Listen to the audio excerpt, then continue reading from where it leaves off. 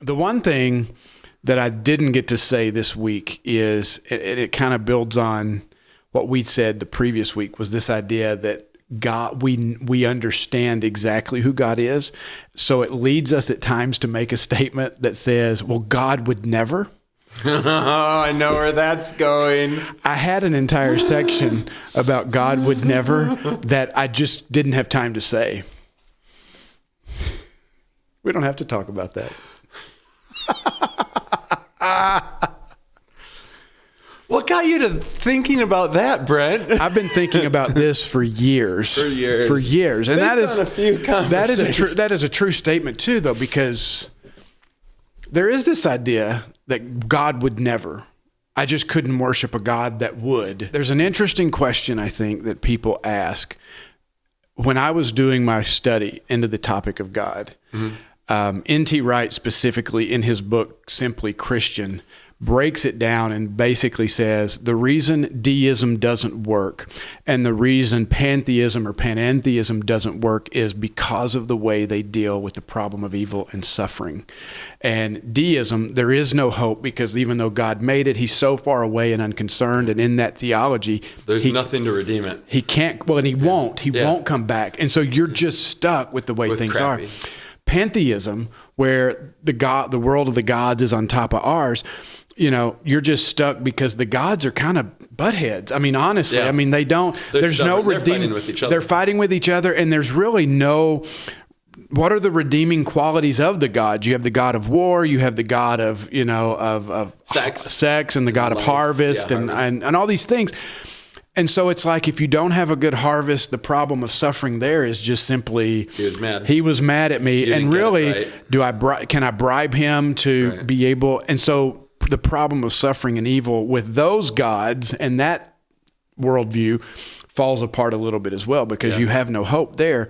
And so really what N.T. Wright was saying is that the Christian view is the only one that really has a good answer for the problem of suffering evil, which is interesting. He says that because even Christians struggle with the idea of suffering and evil, which leads a lot of Christians to make statements like, well, God would never. Yeah. And, I have a problem when we get to that place and say God would never.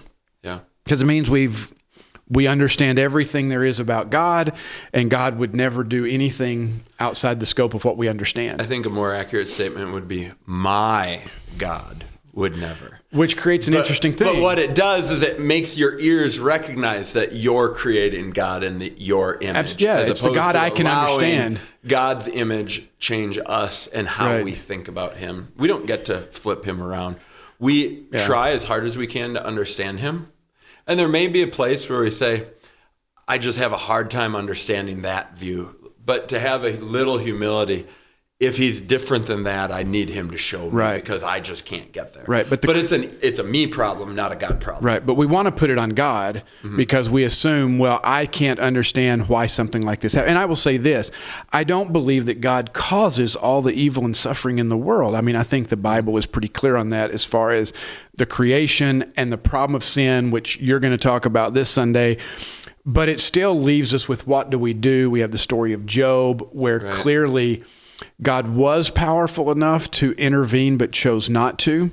So I think that's where we struggle with, right? It's like, if God could, why wouldn't he? Well, and Job would have been the perfect time for God to explain it all. And he doesn't.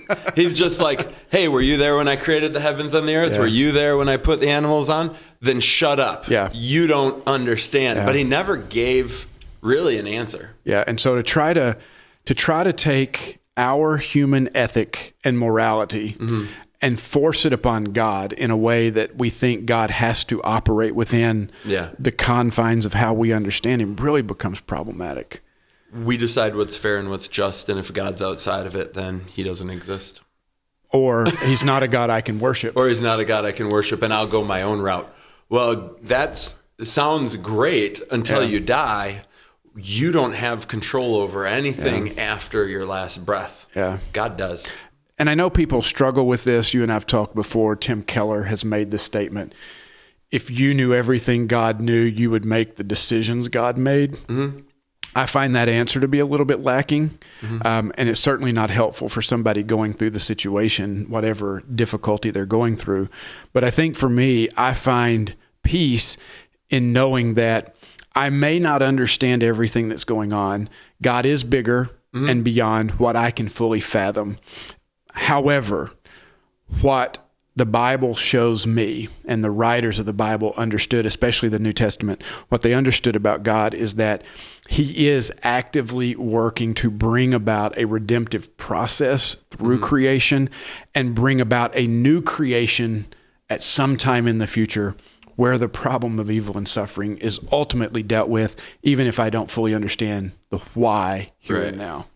So if you knew what God knew, you'd do it how he did it. Maybe.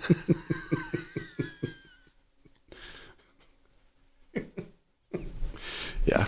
Hey, if you like this video, make sure you subscribe to this channel and also give us a thumbs up. And there's also a notification thing that you can click on that will let you know every time we release a new Thinking Aloud video.